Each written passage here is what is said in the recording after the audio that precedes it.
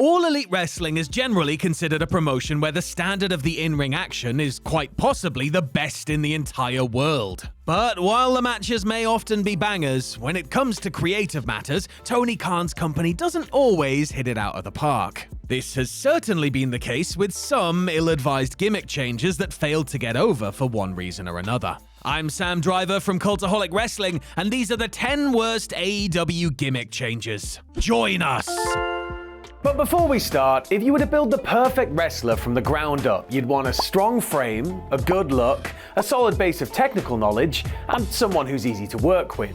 Oh, and they also need to be safe. Very, very safe. All the gimmicks and gear in the world aren't going to protect you from unexpected situations in the ring, not even these massive spiky shoulder thingies, so safety is very much paramount. I suppose it's a bit like using the internet, really. You can log on with all the best intentions in the world, but out there lurking in the corners are all sorts of dastardly heels that want to steal your passwords, data, and accounts. Do you really think you can square up to that on your own? Why not give yourself the tag partner you need to watch your back? Why not use NordVPN? NordVPN is lightning fast, highly secure, and easy to use, helping keep your passwords, banking data, and digital privacy safe, intact, and far away from those grubby hands trying to make a quick buck off your misfortunes. Not only that, but Nord also protects your location, allowing you to move your connection freely from country to country, which also handily gives you the ability to access streaming services, subscriptions, and content that might be exclusive to other regions.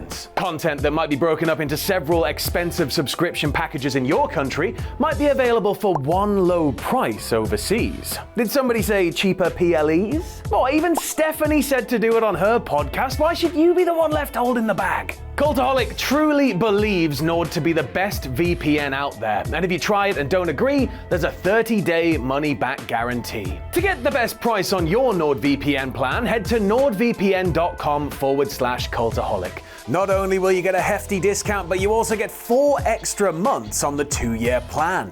The link's in the description below. Thanks for all your time, and a massive thanks to Nord for sponsoring today's video. Number 10, the best man, Miro. Look, I just want to say right off the bat that I can completely understand somebody coming to AEW from another company where they'd previously had success and then wanting to try something completely different in the new environment. That being said, though, Miro's initial AEW run as the best man was far from inspiring stuff. Revealed as Kip Sabian's best man for his upcoming wedding to Penelope Ford, Miro's whole thing was that he was the best man at everything he did, which around this time seemed to be playing video games and dressing a bit like a twat.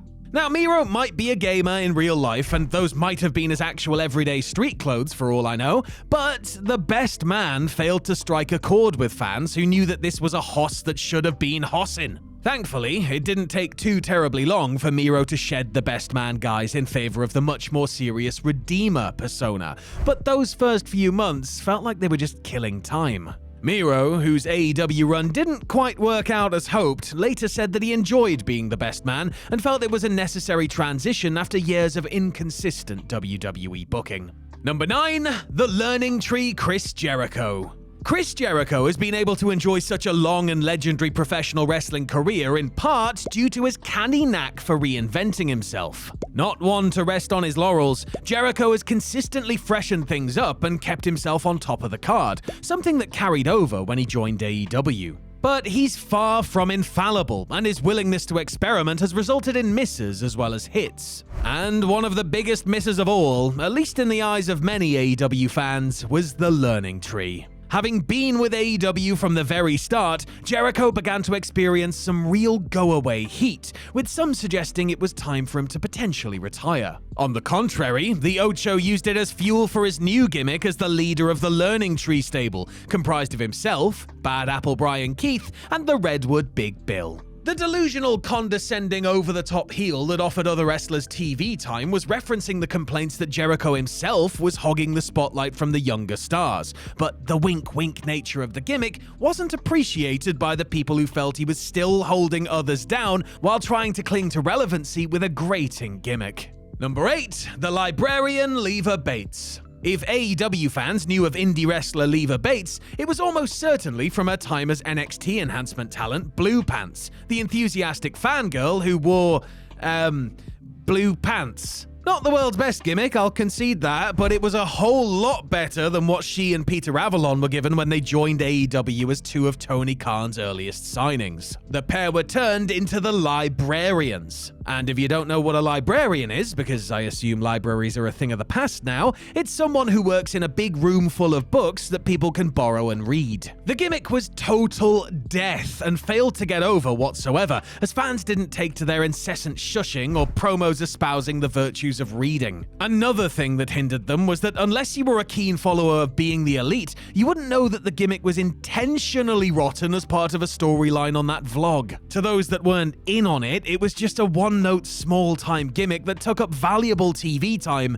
and it just wasn't entertaining. Number 7, the Elite Hunter Frankie Kazarian. Snapped up as an AEW original, Frankie Kazarian would go on to experience mixed fortunes in the newly formed promotion. For the first couple of years, Kazarian was a dependable mid-card act aligned with fellow SCU members Christopher Daniels and Scorpio Sky. But on the May 12, 2021 edition of Dynamite, Frankie and the Fallen Angels' time as a tag team came to an end at the hands of AEW World Tag Champions the Young Bucks, who cheated their way to victory in a match where SCU would have to disband if they lost. Now, this lit a fire under Kazarian, who proclaimed that from then on he was the Elite Hunter and was going to take out the Bucks, the Good Brothers, and Kenny Omega. And true to his word, he attacked members of the stable not just in AEW, but also invading Impact to seek his revenge. Now, it was a good idea in theory, and it could have really elevated Kaz up the card, but the booking did him no favors, and any momentum and credibility he had was almost instantly killed off following a quick loss to Luke Gallows at Fyter Fest. Number 6, AR Fox. Nobody has ever questioned the athleticism or ability of AR Fox, who's one of the most spectacular wrestlers in a promotion bursting at the seams with them. With his awe-inspiring moveset and talent for having a decent match with just about anybody, the indie veteran fit right in at AEW, though a lack of charisma and no discernible character motivation prevented him from getting to that next level. AEW sought to remedy that in the summer of 2023 when Fox turned heel and joined the Mogul Embassy. With a mean new attitude and a clear direction, it appeared that Fox was only gonna go from strength to strength alongside Swerve Strickland. But a little over a month after joining the Mogul Embassy, however, he was kicked out of the group. Reportedly, this was because Fox had heat over being unable to fly to the United Kingdom for All In, where he was scheduled to compete in a featured tag team match. Back to being a bland babyface with no storyline juice to motivate him, Fox was relegated to AEW's sister promotion, Ring of Honor, or otherwise only booked infrequently to do jobs for bigger stars on Rampage and Collision. Number 5, Kip Sabian. In the early days of AEW, Superbad Kip Sabian enjoyed a solid push and was in the thick of a storyline involving Miro and his soon-to-be wife Penelope Ford when he went down with a serious shoulder injury. With surgery putting him on the shelf for over a year, the UK native had to find a way to stay relevant, lest he be forgotten when he was ready to return. For Sabian, this meant showing up here, there, and everywhere, decked in a suit and with a cardboard box on his head, emblazoned with the terms underrated and over it. For months and months, old Boxhead would travel to arenas, sit in the crowd, and take pictures with fans. This was never acknowledged by AEW announcers either, so unless you were keeping track of Kip on social media, you'd be forgiven for assuming this was just some random punter looking for attention. This all, of course, led to him attacking Pac before losing to the Bastard in his big comeback match. The new, darker Sabian was then shunted onto the AEW Dark YouTube shows, showing just what management made of the gimmick change. Number 4, the Scapegoat Jack Perry. A popular up-and-comer with all the potential in the world, Jungle Boy Jack Perry felt like he could be a major breakout star for AEW while teaming with Luchasaurus as Jurassic Express. By turning heel and dropping the Jungle Boy part of his name, it looked like Perry was finally gonna get a decent solo push when he was suspended for his part in the infamous backstage brawl with CM Punk at All In 2023. He returned many months later as the Scapegoat, aligning with the Elite and wearing a black goat mask while sometimes driving around in a bus. It should have been a step up for Perry, and the initial signs were promising, but it soon faltered.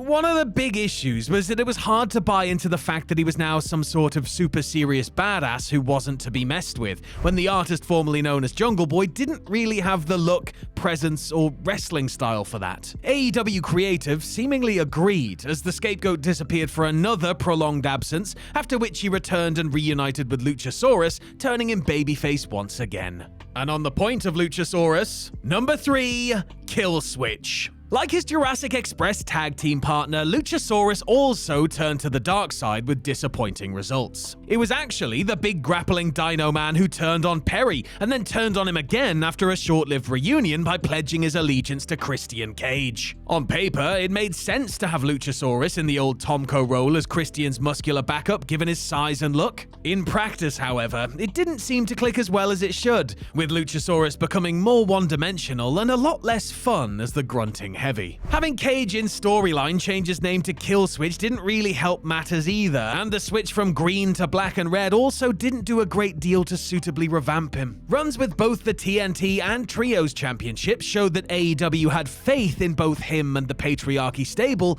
but something about Kill Switch wasn't fully meshing when he disappeared from TV due to serious health issues. And upon his return, it didn't take very long for him to reunite with Perry and revert back to Luchasaurus. And at the end of the day, all we ever really wanted was to see that boy and his dinosaur happy together. Number 2, Big Money Matt Hardy. Like Chris Jericho, Matt Hardy is another industry veteran who's been able to have a long and successful career thanks to his ability to reinvent himself. Unafraid to take risks and try something different, Hardy's gotten over and stayed over by taking his character in wacky directions, with Broken Matt being a prime example. But while Broken Matt may have worked in TNA and to a slightly lesser extent WWE, it didn't really strike the same chord when Hardy debuted with the Gimmick in AEW. Matt himself theorized that it may have been due to a lack of proper crowd participation, as this was during the COVID era. Tony Khan, meanwhile, was never a big fan of the whole Broken thing and welcomed the opportunity to do something else. That something else was the emergence of Big Money Matt Hardy, a gimmick that he'd done briefly elsewhere in the past. Big Money Matt was an egotistical heel that didn't feel he got the respect he deserved considering the amount of cash he'd made from the business, all while fleecing his own protege's private party. Something different perhaps, but it didn't seem to resonate with the AEW audience, and the whole Hardy family office thing trudged along until Jeff joined his brother in the company. And number 1, the Devil Adam Cole. For the final few months of 2023, a mysterious figure wearing a devil mask run roughshod over AEW, aided by his squad of faceless goons. The Devil zoned in on AEW World Champion MJF, who just so happened to be nicknamed the Devil, and had previously worn the exact same mask that this new demon sported. Wrestling fans love a good mystery angle, but this was a little too sports entertainment for many AEW diehards, who didn't appreciate the promos with the distorted voice and laugh, or some of the other WWE-like segments. At World's End 2023, the Devil was revealed to be none other than Adam Cole, MJF's supposed best friend and former tag team partner. It was a good reveal, and it got a strong reaction, but the problem was that Cole was still on the injured list, and now MJF was going to be out of action for an extended period too. Cole was taken off the road early into his heel run as the Devil, and while the company resumed the MJF feud months later, they did so with the roles reversed, as Cole went back to being a babyface, an acknowledgement that what he was doing before just wasn't working as they'd hoped.